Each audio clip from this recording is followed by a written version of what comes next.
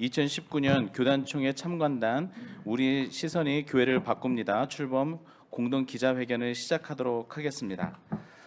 먼저 교회개혁 실천연대 공동대표이신 방인성 목사님께서 교단총회 참관단에 대한 여러 이야기와 그리고 인사말 그리고 취지를 말씀해드리도록 하겠습니다. 교회개혁 실천연대 공동대표 방인성입니다. 기자님들 우리 교계 이슈 다루시느라고 수고가 많습니다. 종교회의는 역사적으로 종교 내 문제만이 아닌 종교가 어떻게 사회에 역할을 할 것인가에 대한 이슈를 다루는 아주 중요한 회의체입니다. 특별히 종교회의에서 지금 우리가 기자회견을 하는 교단총회라고 하는 것은 최고의 결의 기구입니다. 소속된 노회 그리고 교회 교인들의 이 다양한 의견을 수렴하기 위해서 교인들로부터 위임을 받아서 총대들이 모여서 교회 내의 문제 그리고 교회와 사회가 어떻게 역할을 할 것인가에 대한 이런 것들을 다루는 아주 최고의 결의 기구라 할 수 있습니다. 저희 교회개혁 실천연대는 2004년도서부터 교단 총회 참관 활동을 벌였습니다. 이유는 교단이 좀 더 민주적으로 또 좀 더 교인들의 의견을 잘 수렴하는가, 또 어떤 의제를 다루는가에 대한 것을 살펴보기 위해서 참관 활동을 벌였습니다. 특별히 올해는 열심히 우리 교계 이슈뿐만 아닌 사회 이슈를 다루는 사단법인 평화나무와 함께 협력해서 교단 참관 활동을 총회 참관 활동을 벌이게 되어서 저는 개인적으로 무척 반갑고 기쁩니다. 우리 평화나무 이사장이신 김영민 이사장님 여러모로 바쁘실 텐데 교단 참관 활동도 함께해 주셔서 너무 고맙습니다. 통합총회의 이슈는 세습 문제에 있습니다. 이미 총회에서 결의가 났고 그리고 재심 판결이 났음에도 불구하고 교회가 불복하고 있는 상태고 이번 104회 총회에서는 어떻게 진행될 것인지 관심거리입니다. 이미 모든 게 종결됐음에도 불구하고 명성교회가 계속 불복의 움직임을 보이고 있기 때문에 총회가 이것을 잘 받아서 처리를 하고 있는가에 대한 것을 저희들이 참관 활동을 통해서 살펴보도록 하겠습니다. 통합뿐만 아니고 모든 교단이 이 세습 금지법은 결의 또는 법으로 정해져 있습니다. 대부분의 교단이. 그래서 다른 교단들도 이것에 대한 결의가 확실하게 유지될 수 있는지 저희들이 살펴볼 예정입니다. 합동 측과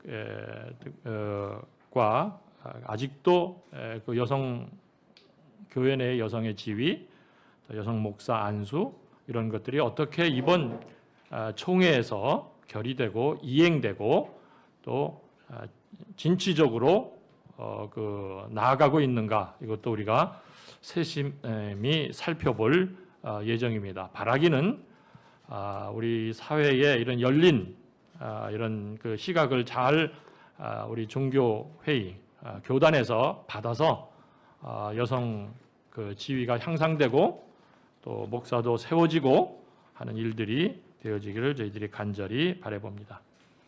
우리가 2004년도부터 지속적으로 우리가 참관 활동을 벌이면서 관심을 갖는 것은 과연 회의가 민주적으로 운영되고 있는가, 또 재정이라든가 모든 그런 교회 문제 또는 사회 이슈 이런 문제에 대해서 원활히 토의하고 또 표결에 붙여지고 제대로 민주적으로 회의가 진행되고 있는가를 저희들이 이건 끊임없이 2004년도부터 지금까지 해오고 있습니다. 그래서 이 총회 내에서 폭력적 또는 그런 그 볼상 사나운 이런 것들 또는 몇몇 사람들이 주도해서 이것을 끌고 가는 것, 또 큰 교회라고 해가지고 힘으로 밀어붙이는 것, 이런 것들이 없기를 바라고 저희들이 세심히 참관 활동을 통해서 정상적인 회의, 그 아름다운 결의, 또 교회와 사회가 모두 다 함께 희망을 볼 수 있는 그런 교단 총회가 되기를 간절히 바래 봅니다. 감사합니다.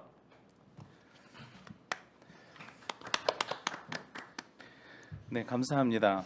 계속해서 2019년 참관단 활동 계획에 대해서 간략하게 말씀드리겠습니다. 여러분 나눠드린 자료의 4페이지입니다. 지난 8월 20일부터 9월 6일까지 참관단을 모집했습니다. 일반 성도로 구성된 20여 명이 함께 참여해 주기를 청하였고요. 활동가를 제외한 숫자입니다. 그리고 오늘 참관단 출범 공동 기자회견이 있은 후에 금일 오후 6시에 한국기독교사회문제연구원 이재홀에서 참관단 교육이 있습니다. 총회 현장 활동과 세부 수칙을 이야기하고요. 각 총회의 주요 안건을 공유하고 또 참관기를 작성하는 것, 또 참관단으로서 확인해야 될 여러 가지 사항들을 함께 이야기 나누게 될 것입니다. 그리고 10월 7일에는 참관단 결과 발표 기자회견이 예정되어 있으며 10월 12일에는 결과 보고서를 각 교단으로 발송할 예정입니다. 총회의 결의는 곧 교회에 영향을 미치게 됩니다. 마찬가지로 총회의 부패는 곧 교회의 부패로 이어지기도 하죠. 이 모든 관계들 가운데서 일반 성도들의 관심이 더욱더 높아져야 된다라고 생각이 됩니다. 일반 성도들이 이번에도 총회 임원 선거, 그리고 논의 구조, 주요 안건의 논의 과정, 총회 장소 내부뿐만이 아니라 외부에서 이루어지는 많은 일들도 감시하고 바라보고 또 이야기하게 될 것입니다. 또한 총회 비전에 대해서 그리고 앞으로 해야 할 많은 일들에 대해서 여러 가지 활동들을 확인하고 이를 바탕으로 후기를 작성하고 이를 통해서 교단이 더더욱 발전해 나가고 더더욱 투명해지기를 바라는 마음으로 2019년 참관단이 운영하게 되어질 것입니다. 이 모든 일들을 위해서요, 예장 통합 관련되어져서 김용민 이사장이 장자교단의 명예를 회복하라라고 하는 내용으로 여러분들에게 발제해 주시겠습니다. 예, 안녕하세요. 평화나무의 김용민입니다. 제가 지금 개인적으로 소속된 교단은 한국기독교장로회지만 제가 태어나서 40 가까이 대한예수교장로회 통합교인이었고 제 아버지도 통합의 목사님이십니다. 예, 지금 원로 목사신데요. 장자교단이라는 표현 자체가 좀 불편합니다. 뭐 그러면 뭐 무슨 막내 교단이 있고 뭐 서자 교단이 있다는 얘기인데 하여튼 장자교단이라는 표현 자체가 굉장히 권위적이고요. 또 때론 오만하게 느껴지긴 합니다만 여하간 본인들이 또 쓰는 표현이기도 하니까 정말 장자교단으로서의 영예가 소중하다면은 그 영예에 합당한 도덕성과 또한 교회에 대한 공공성을 회복하라 이런 차원에서 저희가 발제를 하려고 합니다. 예장통합총회의 이번 핵심은 역시 명성교회입니다. 명성교회의 김삼환 목사와 가까운 것으로 보이는 여러 노회들이 세습 방지법을 없애기 위해서 길을 쓰고 있는데 이런 그 교회의 아주 기초적 이 신뢰에 그 토대를 할 수 있는 공공성이 허물어지는 단적인 그 상징적인 그런 사건이 바로 교회 세습이라고 보기 때문에 저희는 여기에 예의주시하고 있고 또한 행동으로서 상식과 또한 합리적 그런 그 교인들의 목소리를 대변하고자 합니다. 발제 내용들 문서에 소상히 나와 있는데 간략하게 요약해서 말씀을 드리겠습니다. 지난 8월 5일 한국교회 100주년 기념관에서는 대한예수교장로회 통합교단재판국이 김하나 목사 명성교회 청빙은 무효라는 재심 판결을 내렸습니다. 교회의 주인은 목사가 아닌 예수 그리스도임을 교단 재판국이 재차 확인시켜 준 것이라 여깁니다. 그러나 명성교회가 미련을 버리지 못하고 있습니다. 일찌감치 교단 재판국의 판결에 불복하겠다는 뜻을 밝히며 다가오는 총회에서 세습 방지법을 폐기하기 위해서 벼르고 있습니다. 서울 동북노회와 진주 남노회가 목회 대물림을 금지하는 헌법 대한예수교장로회 헌법 제28조 6항 전체를 삭제할 것을 총회에 헌의했고 대구 동노회도 세습 금지와 관련한 헌법 일부를 보완하거나 삭제해달라고 주문했습니다. 김사만 목사와 김하나 목사, 이 김하나 목사의 청빙을 지지하는 예장통합 정체성과 교회수호연대, 이른바 예정연이라는 단체는 명성교회 세습은 성도들의 민주적 절차와 결의에 의한 정당한 것이라고 강변하면서 여론 형성에 힘을 쏟고 있는 모습입니다. 그러나 명성교회와 명성교회를 옹호하는 일부 노회와 목사들의 행태는 명성교회 세습 그 이면에 있는 재정 의혹을 더욱 부풀려줄 뿐입니다. 사유와 의혹을 더욱 부풀려줄 뿐입니다. 이미 명성교회는 본인들의 뜻을 관철하기 위해서 세습 문제에 항의하는 비판적 교인과 취재 기자들에게 폭력으로서 대응하면서 스스로 교회가 아님을 드러냈습니다. 교회 세습 반대 운동 연대가 예장통합교단의 98회 정기총회가 열리는 명성교회를 찾았던 2013년 9월 9일 명성교회 교인들은 세습 반대 운동 연대의 활동가들을 교회 뒤로 쫓아내고 저녁에는 부스를 강제 철거했습니다. 활동가들뿐 아니라 취재 중인 기자에게 위해를 가했습니다. 뉴스앤조이 이규혁 기자가 명성교회 교인들과 세반년 활동가들의 모습을 촬영하자 교인 3명이 폭언과 함께 기자들의 멱살을 틀어주었습니다. 기자가 총회로부터 취재 허가를 받았다면서 보도 명찰을 보여줬지만 교인들은 기자를 방청실에 가두기까지 했습니다. 기자가 방청실을 빠져나와서 재촬영을 시도하자 안수 집사를 포함한 교인 5명은 사진을 찍지 말라며 다시 방청실로 끌고 가서 기자의 안면과 복부를 가격했습니다. 카메라를 탈취하려다가 카메라 목걸이로 기자의 목을 조르기도 했고 기어이 취재 사진이 저장된 카메라 메모리 카드를 빼앗기도 했습니다.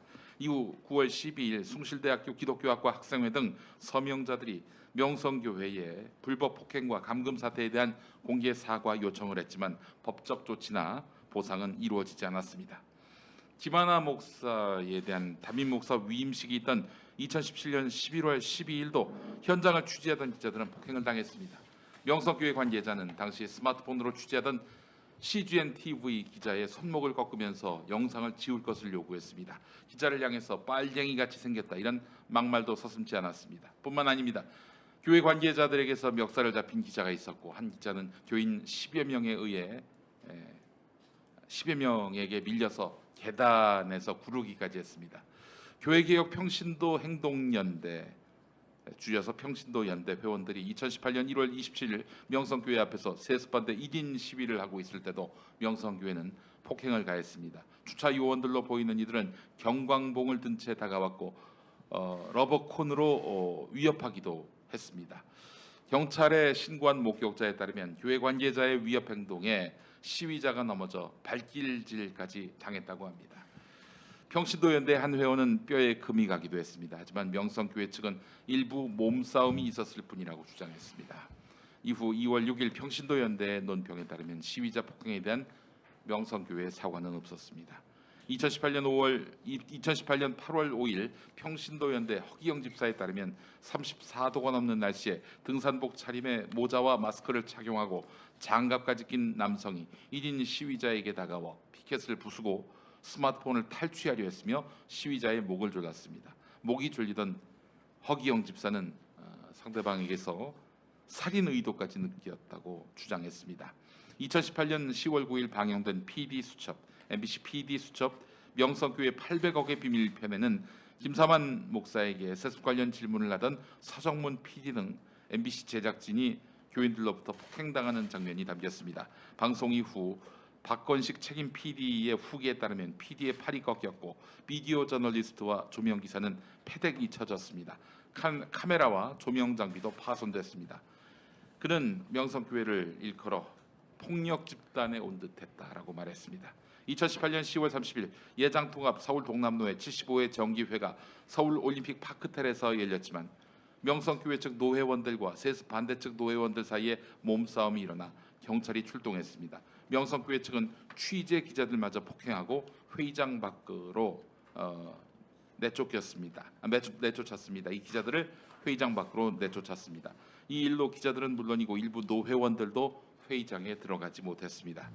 올해 5월 13일 예장통합 서울 동남로의 신임원회가 선거 관련 소송으로 중단됐던 업무를 재개한 당일 구 임원을 비롯한 명성교회 지지자 측은 사무실을 점거하고 신임원회의 사무실 진입을 막았습니다. 노회 전 재판장인 남사묵 목사 위주로 구 임원들이 기자들을 거칠게 내쫓았으며 폭언을 하고 몸을 떠밀었으며 몸에 손을 대지 말라는 여기자의 손목을 잡아 비틀기까지 했습니다. 크리스천 기자협회는 사건 발생 이틀 뒤인 5월 15일 성명서를 내고 남사묵 목사의 사과와 경찰의 철저한 수사, 노회와 총회의 재발 방지 대책을 촉구했지만 남사묵 목사는 이 과정을 보도한 기자를 상대로 고소하기까지 했습니다. 올해 6월 2일 명성교회에서 28년 동안 시무장로로 재직한 정용팔 장로는 교회가 아픔과 상처를 받았고 많은 교인이 교회를 떠나서 가슴이 아프다 이런 내용을 담은 주일 예배 대표 기도를 했습니다. 그리고 얼마 뒤 새벽 예배 직후에 당회실을 찾은 정용팔 장로는 후배 장로 5명으로부터 욕설과 커피 뿌림을 당했습니다. 커피를 얼굴에 맞은 정용팔 장로는 얼굴에 1도 화상을 입었지만 이후에 5명의 사과는 없었고 정용팔 장로는 커피를 투척한 장로를 고소했습니다. 2019년 6월 16일 한나라당 의원을 지냈고 강동구청장을 지냈던 명성교회 김충환 장로는 세습을 반대하는 시위대에게 죄송합니다. 세습을 반대하는 시위대에게 낫을 휘둘러서 경찰의 현행범으로 체포됐습니다. 김충환 장로는 시위대가 설치한 현수막 줄을 끊으려고 낫을 들었다고 했지만 평신도 행동연대는 기자회견을 열어서 김충환 장로가 낫을 휘두르고 욕설을 하면서 시위자들을 죽이겠다고 협박해서 특수협박에 해당한다고 주장했습니다. 7월 28일 평화나무가 제작하는 유튜브 방송 카이로스에 김사만 목사의 비자금 의혹과 관련해서 공익 제보를 한 정태윤 집사가 명성교회 인사들로부터 폭행을 당했습니다. 정태윤 안수 집사는 800억 비자금 진상조사 요구 청원서를 교회에 제출하는 과정에서 교회 직원으로 추정되는 교인에게 밀쳐 넘어졌습니다. 팔이 심하게 다친 정 집사는 2번의 수술을 감내해야 했습니다. 한편 명성교회 측은 정태윤 안수 집사가 혼자 쇼하고 거짓말하는 것이다 이렇게 주장했습니다. 네, 취재와 항의에 대한 명성교회의 이런 비상식적 반응만 보더라도 이미 비상식이 지배한 교회의 민낯을 우리가 읽을 수가 있습니다. 만약 이번 총회가 명성교회 뜻대로 판을 뒤엎는 장이 된다면 목사 개인이 지배한 대기업형 교회의 실상을 고발하는 교인들은 점점 늘어나게 될 것입니다. 또한 명성교회의 사유화는 이제 한계에 봉착하고 말 것입니다. 장로회 신학대학교 신학대학원 81기 목사들은 지난달 30일에 성명을 내고 총회 재판국 판결에 불복하는 명성교회를 규탄했습니다. 명성교회 평신도연합회와 명성교회 정상화위원회, 교회개혁 평신도 행동연대는 기자회견을 열고 명성교회 재정비리 의혹에 대한 해명과 교회와 관련해 발생한 폭력 사건에 대한 사법당국의 공정한 수사를 촉구했습니다. 총회는 상식을 버리지 않은 노회와 목회자, 성도들의 목소리에 귀를 기울여야 할 것입니다. 아울러 교회의 재정이 투명하게 관리되고 운영되도록 교단 차원의 방안을 마련해야 할 것입니다. 종교인들의 퇴직금의 과세 범위를 축소하는 소득세법 개정안이 지난 7월 국회 법사위 소위원회 문턱을 넘었습니다. 종교인의 재정 윤리가 사회적 관심사로 떠올랐음에도 소득세법 개정안이 매우 쉽게 통과 절차를 밟는 것을 보면 정치권에 행사되는 종교의 막강한 힘이 느껴집니다. 그런 측면에서 예장통합이 지난 103회기 총회 때 목회자 재정윤리 강령을 채택한 것은 매우 고무적인 일입니다. 목회자 개인의 재정과 교회 재정을 엄격하게 구분하고 별도로 관리하도록 명시한 점, 퇴직금과 관련해서 정관 규정 및 의결기관이 정한 금액으로 하며 지나친 물질적 보상을 요구하지 않도록 한다는 방침을 정한 점 등은 칭찬받아 마땅합니다. 그러나 강제성이 없는 권고 수준의 강령에 불과하다는 점에서 아쉬움이 큽니다. 교회 재정 운용이 투명하게 정착되기를 바라는 것은 이미 지나친 욕심임을 우리는 잘 알고 있습니다.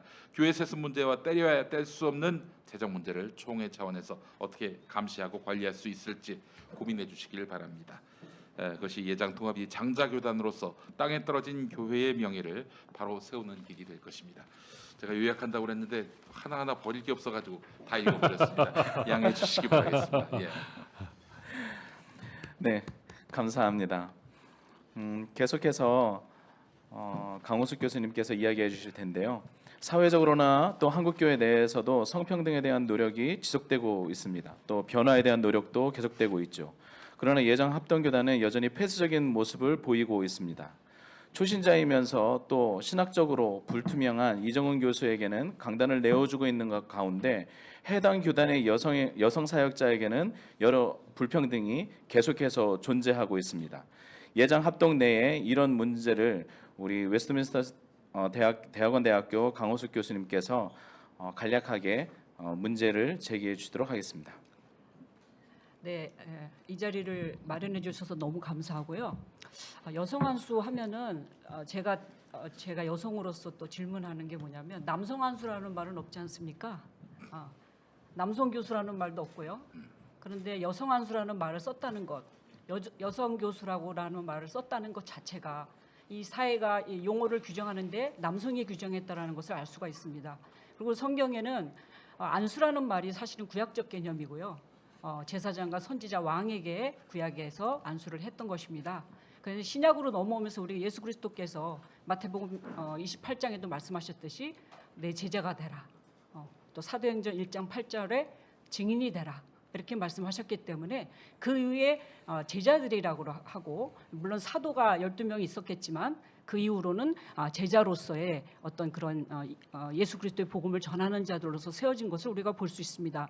그래서 여성 안수라는 말 자체가 남성 직제 중심의 것이 이어지면서 만들어낸 단어라는 것을 알 수 있어요. 이것은 성경에는 없습니다. 아무리 찾아봐도 여성 안수라는 말은 없죠. 네, 그래서 안수라는 말도 사실은 디모데에게 안수를 하라 하는 바울이 디모데전서에서 말씀한 거 그거 외에는 이 안수라는 개념이 그렇게 나타나질 않습니다. 이것은 이제 주님의 말씀을 전하는 어떤 직분에 관한 것이고 사명에 관한 것인데 이것이 너무 어떤 그 계급 신분으로 이제 되면서 저는 이게 이제 어떤 교회가 조직화되고 어떤 목사의 직위가 강화되면서 여성이라는 어떤 그 남성의 입장에서 여성을 배제하는 하나의 차별의 형태로서 이 여성한수라는 단어를 만들어내지 않았을까 이런 추측을 해봅니다. 여성한수라는 것 사실은 그리스도의 제자로서 복음의 제자로서 증인으로서 말씀을 가르치고 하는 것인데 특별히 총신대 같은 경우는 저도 총신대 대학원에서 박사까지 받았지만 총신대는 사립학교입니다. 그래서 이게 종교학교가 아니고 사립학교이기 때문에 남녀 교육 평등법을 따라야 돼요. 사립학교는 특별히. 종교학교는 오히려 장신대는 종교학교라서 여성 안수를 안 해도 됩니다. 왜냐하면 종교법으로 가면 되니까. 그런데 총신대는 분명히 사립학교라고 했으니까 남녀 교육 평등법에 의해서 여성도 똑같이 남성과 박사학위 그리고 신대원에서 교육을 한다 하면 똑같은 자격, 가르치는 자격, 목사의 자격을 주는 것이 마땅합니다.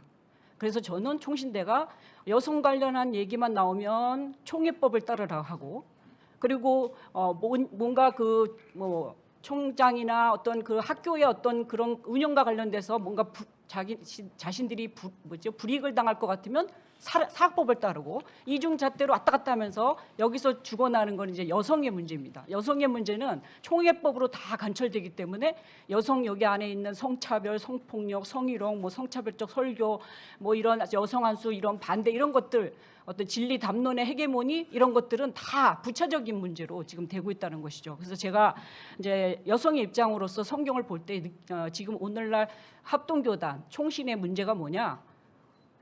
남성이 하나님을 만나는 성경의 구조들은 다 특별계시로 만들어버리고 여자가 하나님을 만나면 일반계시, 현모양처로 다 만들어버린다는 거예요. 한나가 사무엘을 낳았으니까 잘났다, 아기를 잘났다 이 정도. 이거는 예수 안 믿어도 다 쓸 일입니다. 이건 일반계시입니다. 근데 이거를 다 일반 계시로 만들어 버리니까 하나님께서 여성을 통해서 특별히 주셨던 사명과 만남과 계시들을 다 놓친다는 거죠. 특별히 막달라 마리아 같은 경우는 부활의 첫 증인이지 않습니까? 저는 요한복음을 읽고 깜짝 놀란 게 요한복음 20장에 예수께서 이제 안식 후 첫날 제자 베드로도 갔고 요한도 달려갔습니다, 무덤에. 그런데 천사도 안 만나주더라고요. 제가 그 보니까 막달라 베드로가 가고 다른 제자도 집으로 돌아가니라 하니까 그 다음 11절부터 천사가 막달라 마리아에게 나타나시더라고요. 그러고 나서 주님이 마리아하고 나타나시고요. 그래서 제가 이것은 엄청난 것이다. 왜? 베드로도 왔었고 수제자 베드로도 왔었고 다른 제자 이제 요한복음이니까 요한이 왔다고 가정해서 요한이 왔었는데도 만나주시지 않았던 주님께서 막달라 마리아를 만나주셨고 부활의 첫 증인으로 삼으셨다는 것은 일반 계시가 아닙니다. 특별 계시지. 이거는 우리 기독교 한국교회 그러니까 교회가 설립되는 것을 촉진시켰던 것이 바로 이 부활의 사건인데 이 부활의 첫 증인을 막달라 마리아 그 당시에 증인도 될 수 없는 아주 일곱 귀신 들렸다 할 정도로 그 당시에 천하디 짓눌려 살았던 여성에게 증인의 역할 그것도 대단히 중요한 우주 종말적 이 기독교 복음의 증인이 되게 하셨다는 사실은 엄청난 사건입니다. 그래서 지금 여자가 강단에 서면 안 된다고 우리 합동 측에서 얘기하는데 그러면 여자가 전한 복음은 왜 믿습니까? 막달라 마리아가 전한 복음은 왜 믿습니까? 부활의 복음은 왜 믿습니까? 그래서 우리가 사도 바울이 고린도전서 15장의 부활장에서 막 부활의 사람들을 막 열거하는 중에 500의 형제들에게 나타나고 나에게도 나타나고 막 하는 중에 막달라 마리아가 빠졌다는 것은 대단히 서운한 일입니다.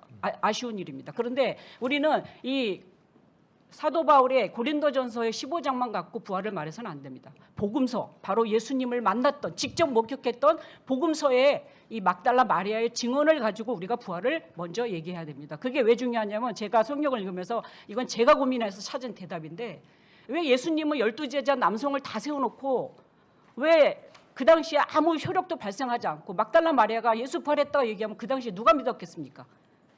요즘같이 여자들이 법정에 서서 증언을 하면 다 효력이 있지만 그 당시에는 효력도 없고 그 당시 아주 천하디 천하고 우습게 여겼던 여성이 예수 부활했다 하면 부활 자체도 믿지 어렵겠거니와 여자가 전하는데 누가 믿겠습니까? 그런데 왜 예수님은 여성에게 그 부활의 증인을 삼으셨습니까? 너는 가서 제자들에게 내가 부활했다고 전해라 하고 오히려 12제자들 신적 권위를 준 그 제자들에게 오히려 막달라 마리아를 신적 계시의 전달자로 삼으셨다는 거죠. 그러니까 사도 중에 사도인 것입니다. 부활에 관한 한. 그래서 예수님이 왜 이렇게 하셨을까? 저는 이걸 되게 고민했습니다. 저희 총신과 합동에서는 이 문제를 어떻게 생각했냐면 보답 차원이었다. 예수님이 그 우주적인 이 구원의 사건에서 이 부활이 중요한데 이것을 보답 차원에서 했을까요? 그렇지 않습니다. 십자가의 증인이 되지 않은 12제자는 부활의 첫 증인이 될 수가 없었습니다. 왜냐? 그 십자가에서 예수님의 모욕과 천대와 멸시와 십자가의 죽음과 이런 모든 것을 절망을 경험한 막달라 마리아가 아니고서는 그 부활, 죽음에서 사망, 권세에서 이겨나오신 예수 그리스도의 그 부활을 증언할 자가 없었기 때문입니다. 그래서 우리는 이것이 바로 복음이지 않습니까? 아닌 것은 아닌 것입니다. 그런데 이런 것들을 발견하지 못한다는 것은 그동안 남성 중심으로 계속 성경을 해석해 왔기 때문에 여성들의 역할을 자꾸 축소시키거나 부정하거나 왜곡시키거나 이렇게 만들어버린다는 거죠. 일반 계시화시키거나. 그러니까 여성들이 하나님을 만나서 했던 이런 모든 이 신앙의 모든 것들이 이 신앙의 어떤 하나님의 구속사 안에서 가부장의 구속사만 따라가고 아브라함과 이삭과 야곱의 하나님만 따라가는데 제가 성경을 보면 주님께서는 그 성경 창세기서부터 계속 여성들을 넣습니다. 남녀 파트너십입니다. 하나님께서 남자와 여자를 하나님의 형상대로 창조하시고 아담을 위해서 하와를 냈을 때 하와에게 오히려 산자의 어미, 모든 살아있는 자들의 어미, 아담은 살아있는 자들의 아비가 될 수 없습니다. 하나님만이 아비고 그 여성이 어미입니다. 그리고 아브라함 열국의 아비, 사라 열국의 어미, 리브가 천만인의 어미, 다 하나님께서 남녀 파트너십으로 나간 것입니다. 이것을 애 낳는 존재로만 만들어버리니까 구속사에서 너무나 하나님의 섭리와 이런 것들을 다 막아놓고 우리가 하나님의 그 인간사의 모든 남성과 여성을 만들어서 서로 생육하고 번성하고 친밀과 교제와 신앙과 문화와 모든 것들을 복음의 확장과 이런 것들이 일어나야 되는데 이런 것들을 다 남성 중심으로 하다 보니까 지금 일어나는 것들이 뭐냐면 성윤리 문제, 성차별 문제, 성폭력 문제, 이런 것들이 다 지금 문제가 발생되고 있다는 것입니다. 특별히 여성과 남성은 뭐가 다르냐면 이 몸이 육체가 다릅니다. 하나님께서 차이를 맞는 게 아니라 저는 그래요. 차이가 아니라 다름이다.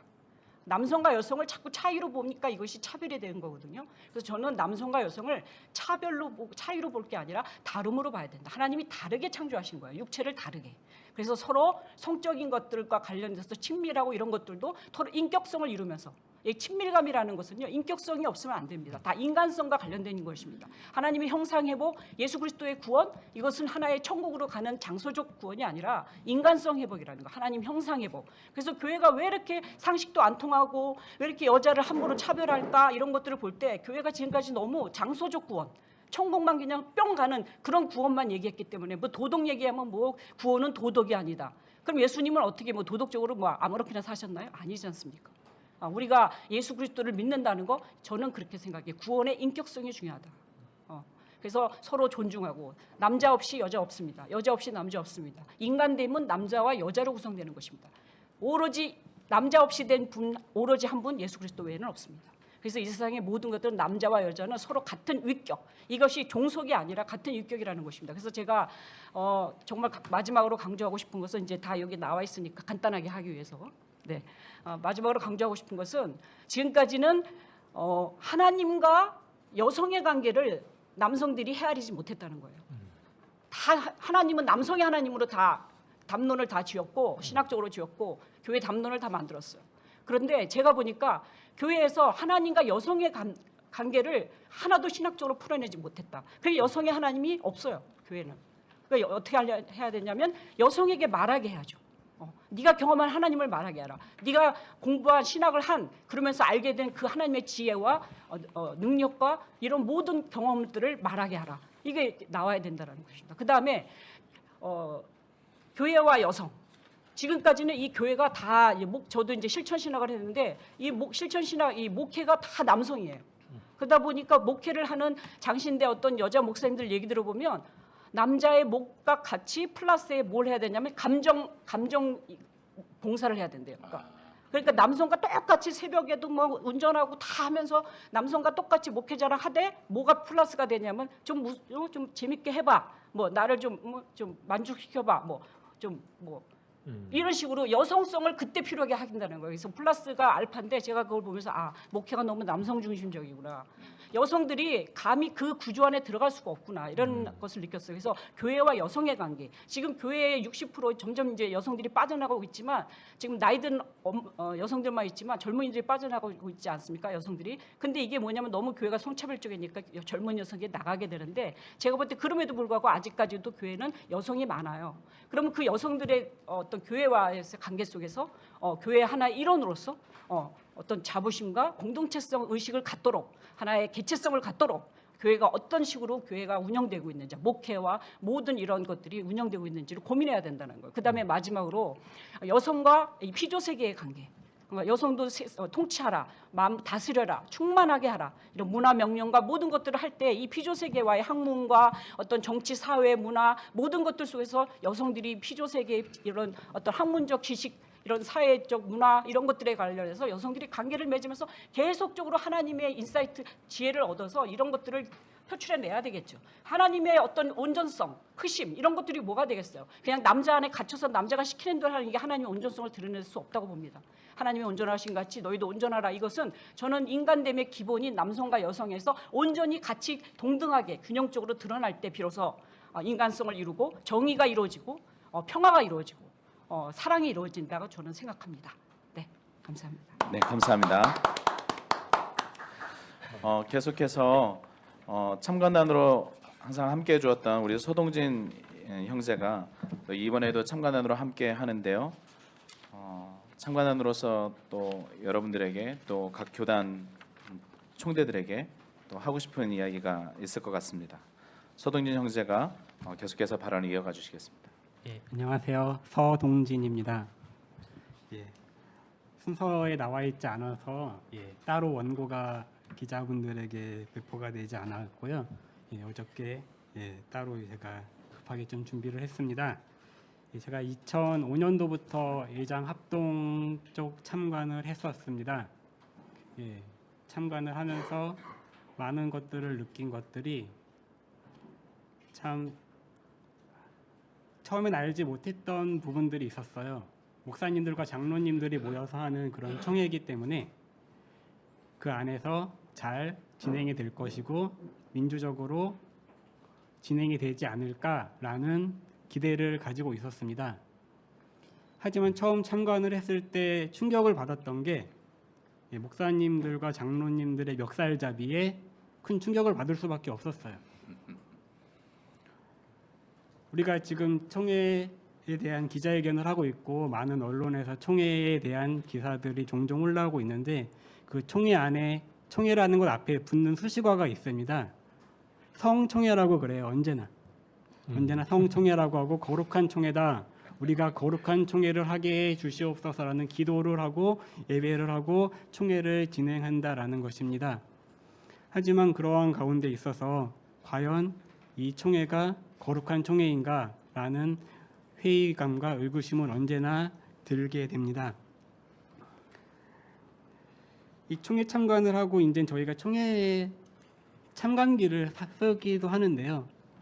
해마다 제가 느끼는 것은 지금도 좀 느끼는 게 있어요. 아, 내가 총회 참관을 하지 않아도 저 참관기를 좀 쓸 수 있겠다라는 생각이 들 정도로 총회가 해마다 크게 다름이 없고 비슷비슷하게 진행이 된다라는 것입니다. 옆에 있는 강무수 교수님께서 말씀하셨지만 총회에 있는 모든 분들이 남자분들로만 구성이 돼 있다라는 거예요. 정말 그거는 놀랄 수밖에 없는 게 교회 안에는 다양한 계층들이 있습니다. 여성도 있고요, 남성도 있고요, 다양한 연령층이 있음에도 불구하고 총회에 참석하는 총대분들은 대부분 60대 이상이라는 거예요. 4명 중에 3명이 60대 이상이라는 통계가 나오기도 합니다. 과연 이분들이 여성을 비롯해서 남자는 당연히 대변을 하겠죠. 여성을 비롯해서 다양한 연령층 그리고 다양한 계층, 다양한 사회 문제에 있어서 관심을 가질 수 있을까라는 생각을 들 수밖에 없습니다. 실제로 참관을 하다 보면은 목사님들이 대부분 안건에 관심이 없어요. 짧은 기간에 그 두꺼운 1000페이지가 넘는 그 많은 보고서들을 하는데 시간이 쫓기기도 하겠지만요. 목사님들이 관심을 갖는 것은 응급재단 그리고 목사님들의 직접적인 관계가 있는 것들 그 부분들이 아닌 이상은 별 관심이 없습니다. 이러한 부분들만 봐도 지금 현재 구성된 총대들로만은 이게 정말 총회라는 게 한국 교회에 있어서 그 교단에 있어서 최고 의결 기구라고 하는데 과연 이게 모든 사람들을 대변할 수 있을까라는 생각은 빠질 수가 없습니다. 하지만 이러한 것 가운데 있어서 전혀 달라지는 모습이 없었다는 것은 아닌데요. 저희가 꾸준히 총회 참관을 하고 그리고 총회 보고서를 이제는 실무자들 분들께서 총회에 보내는 걸로 알고 있습니다. 이러한 부분들에 있어서 저는 총회에 작은 움직임이 있고 작은 변화를 주고 있다라고 생각을 합니다. 저희가 2005년도부터 참관을 했는데 그 이후로 총회를 하다 보면은 여전히 언성이 높아지기도 하고요. 여전히 이제 심한 발언이 나오기도 하고 몸싸움이 일어나기도 하는데 가끔 이런 목소리가 들려요. 성도들이 보고 있습니다라는 목소리가 들리기도 합니다. 물론 이제 생중계가 되기도 하고요. 물론 참관단들도 있기도 합니다. 이런 모습들 속에서 이 총대들이 성도들을 의식하고 있고 모든 사람들은 아닐지라도 기자들의 눈을 의식하고 있다라는 것을 언제나 알 수가 있습니다. 이러한 것들을 통해서 보면서 많은 사람들이 총회에 좀 관심을 가졌으면 좋겠어요. 저는 이렇게 중요한 총회에 관심을 갖지 않고 있다는 것에 안타까움을 느낍니다. 물론 우리가 교회에서 목사님들이 홍보를 하지 않는 것도 있는 것 같아요. 이번에 총회가 있는데 얼마나 많은 사람들이, 얼마나 많은 성도들이 총회가 있다는 것을 알고 있는지 저는 그것이 궁금합니다. 목사님들이 총회가 있다는 것을 알리고 성도들이 총회에 관심을 갖고 우리 교단에서 어떠한 일이 있고 어떠한 것을 결의하고 있구나 정도는 알려야 된다고 봅니다. 얼마 전에 이제 장관에 대한 임명도 있었고요. 한 달 동안 많은 혼란도 있었고 논란 가운데도 있었고요. 이것뿐만 아니라 국회나 여러 가지 부분들에 있어서 많은 국민들의 참여가 일어나고 있고요. 그 가운데 관심을 갖고 있습니다. 얼마나 많은 관심을 갖느냐에 따라서 총회가 변하지 않을까, 얼마나 많은 관심을 갖느냐에 따라서 성도들의 눈치도 좀 보고 성도들이 뭘 바라는지도 볼 수 있을까, 보지 않을까라는 그런 생각을 하기도 합니다. 그러면서 이제 마지막으로 이제는 한마디 더 하면은요, 좀 더 많은 사람들이 관심을 갖는 것뿐만 아니라 우리 총회 분들 정말로 성총회라고 하는데요. 말로만 성총회가 아니라 자칭 성총회가 되는 것이 아니라 우리 주변에서 봤을 때 다른 사람이 봤을 때도 정말 거룩한 총회가 될 수 있도록 그런 총회를 준비해 줬으면 좋겠고요.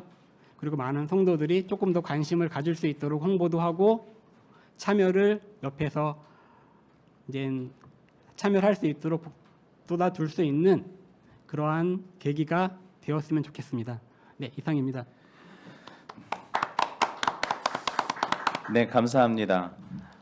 교단총회 참관 활동에 대한 취지와 또 발제해 주신 두 분의 이야기, 또 참관단으로서 또 발언해 주신 우리 형제님의 이야기들을 토대로 해서 각 교단 총회에 우리가 제안을 드리려고 합니다. 먼저 통합 교단 총회에 대한 제안을 평안나무 신기정 사무총장님께서 해주시겠습니다.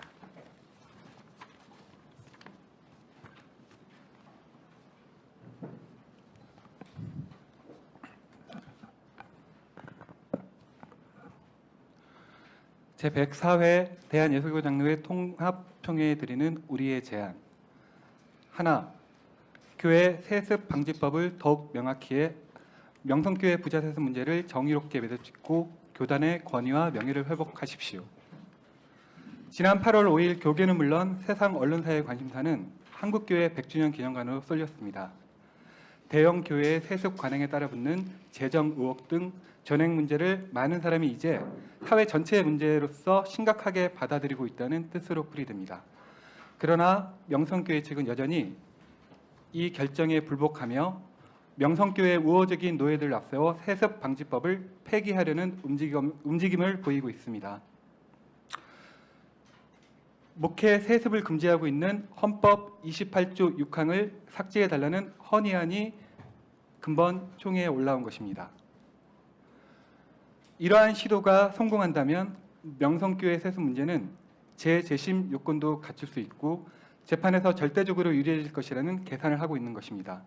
이는 지난 2012년 총대들의 전폭적인 지지에 힘입어 세습 방지법을 통과시켰던 노력을 퇴행시키는 결과를 초래할 뿐입니다.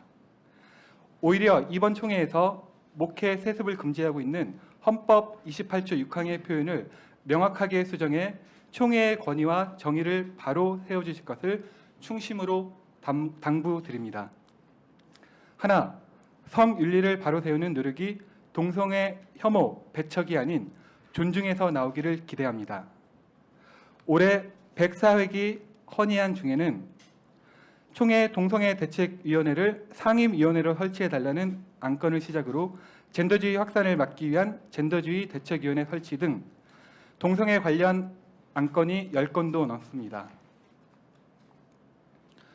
이는 총회가 앞장서 동성애 방지에 모든 조치를 취해야 한다는 주장인 것입니다.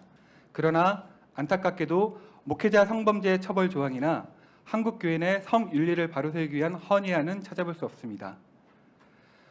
교회 내 성범죄 이슈를 심각하게 받아들이지 않으면서 동성애는 엄격하게 배제하고 예방해야 한다고 주장하는 모습은 이중성과 모순을 고스란히 드러냅니다. 무엇보다 먼저 교회 내 성범죄 문제를 공식적이고 조직적으로 예방하고 대응할 수 있는 교단 시스템을 정착시켜 주실 것을 권고합니다. 소수자와 약자를 바라보는 시선이 배제와 혐오에서 사랑과 포옹으로 전환될 때 그토록 갈망하는 시대의 선지자적 역할도 감당할 수 있을 것이라 믿어 의심치 않습니다. 하나, 민주적인 의사결정 구조를 위해 총대를 다양하게 구성하길 기대합니다. 올해 104회기 총회를 앞두고 비례대표제 도입을 요청하는 헌의안이 상정됐다는 점은 매우 고무적입니다. 이 제안은 총대 정원의 5% 또는 10%의 비례대표를 선출하고 이를 통해 교단의 의사결정 구조 안에 청년을 비롯한 여러 계층을 포함해 결과적으로 교단 전체의 건강성을 회복하는 것을 지향하고 있습니다. 작은 교회 혹은 다양한 사역자들을 받아들이고 여성과 청년 세대를 총대 구성원으로 참여시키는 것은 낡은 구습에 매여 있는 총회에 활력을 주고 미래 세대의 교회의 청사진을 그려내는 데도 큰 밑거름이 될 것이라 믿어 의심치 않습니다. 이번 총회에서 전향적인 시도가 일어나기를 기대합니다. 하나, 실질적인 여성 총대 비율을 높이기 위한 여성 할당제를 시행하길 기대합니다. 한국 교회 개혁과 성숙에 있어 여성 지도력의 향상과 성평등 실현은 더 이상 미룰 수 없는 과제입니다. 그러나 교회 내 성인식은 사회적 변화를 따라가지 못할 뿐더러 때론 역행하는 매우 처참한 수준입니다. 이러한 교회인의 잘못된 성인식을 바꾸기 위해서는 교회인의 남성 중심의 의사결정 구조부터 바꾸는 노력이 필요합니다. 올해 104회기 총회에 참석하는 여성 총대는 총 26명으로 지난 103회기 여성 총대 31명에도 못 미치는 수준입니다. 지난 102회 총회에서 여성 총대 파송을 의무사항이 아닌 권고사항으로 결정한 것은 아쉬운 지점이 아닐 수 없습니다. 그러므로 올해 총회 헌의안으로 올라온 비례대표제 도입 대상에 여성을 의무적으로 포함해서 성평등을 실현하는 데 앞장서 주실 것을 촉구합니다. 하나, 목회자 재정윤리를 바로 세워주십시오. 지난 7월 국회 법사위를 통과한 소득세법 개정안은 또다시 고소득 종교인 특혜 논란을 불러일으켰습니다. 귀 교단이 지난 103회기 총회 때 목회자 재정윤리 강령을 채택해 목회자는 재정의 주인이 아니라 청지기로서의 관리자임을 인식한다고 제시하는 등 노력을 기울인 점은 높이 평가합니다. 그러나 여전히 불투명한 재정 처리로 성도들과 마찰을 빚고 문제를 제기하는 성도들을 제명하는 사태가 곳곳에서 발생하고 있습니다. 이러한 상황에서 교회의 재정 윤리가 바로 설 수 있도록 총회 차원에서 권고하는 수준의 강령에만 그칠 것이 아니라 재정 투명성을 실효적으로 갖추는 방안을 모색해야 할 것입니다. 또 드러나는 재정 의혹에 대해서는 철저히 감시하고 처벌할 수 있는 기준까지 마련하기를 바랍니다. 이상입니다.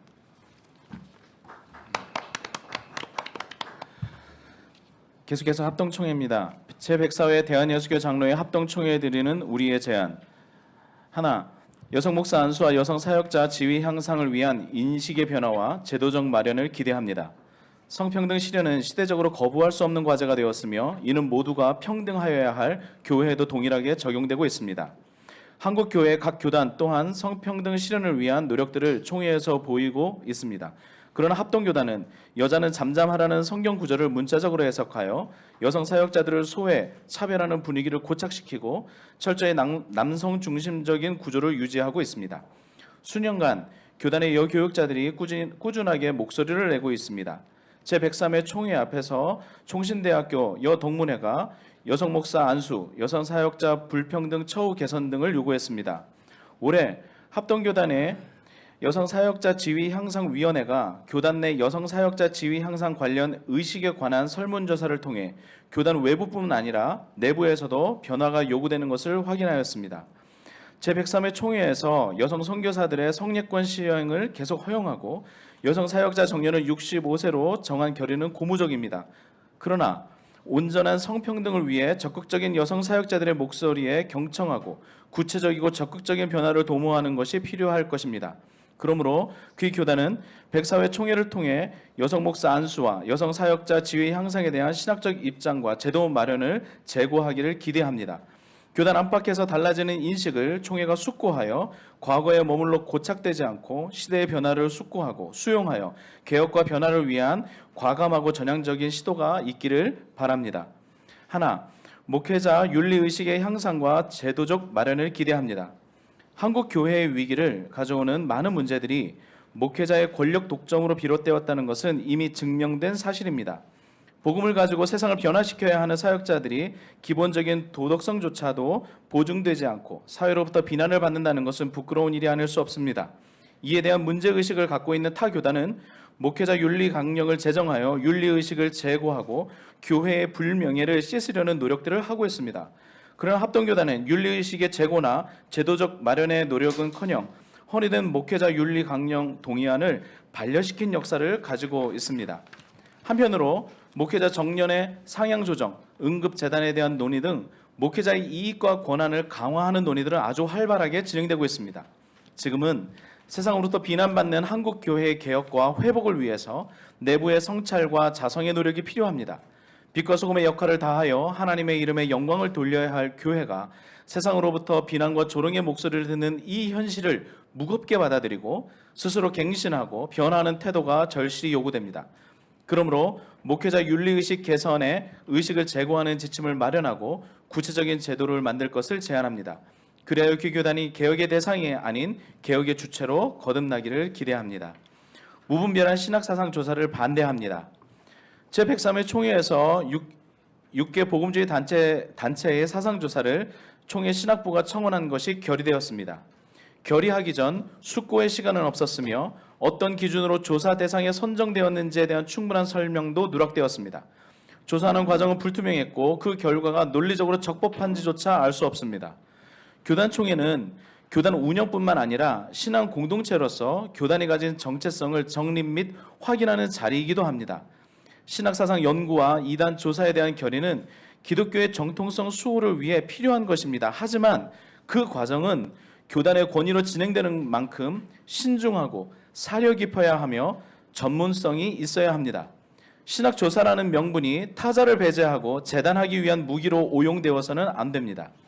정통성 수호와 교회 분열의 방지가 목적이 아닌 불순한 정치적 목적이 없도록 스스로의 정당성을 성찰해야 합니다. 근본 104회 총회에서도 특정 언론을 신학적으로 연구한다는 허니가 올라왔습니다. 이 또한 연구의 목적과 과정이 순수하고 공정한 것인지 총회의 권위에 무거운 책임감으로 숙고하여 결정되기를 기대합니다. 교단의 정체성을 지키는 일이 신학적 독선과 배타로 변질되지 않기를 기대합니다. 제가 마무리하도록 하겠습니다. 교단총회 참관단은 문제를 제기하고 또 교단의 변화를 계속해서 기대해 갑니다. 그런 노력의 결과가 미비할 수도 있겠지만 불편함을 통해서 새롭게 갱신되고 자정하는 변화를 기대하고 있습니다. 올해도 우리의 시선이 교회를 바꿉니다 라고 하는 주제로 2019년 교단총회 참관단이 이제 본격적으로 시작을 합니다. 성도들의 시선이 그리고 아주 작은 자들의 시선이 교회를 그리고 교단을 바꿀 것이라 우리는 여전히 기대하고 희망합니다. 이 모든 일에 우리 모두 함께 해주셨으면 좋겠습니다. 이것으로서 교회계 실천연대와 평안나무가 함께하는 2019년 교단총회 참관단 출범 공동 기자회견을 마치도록 하겠습니다. 함께해 주신 모든 분들에게 감사의 말씀드리고요.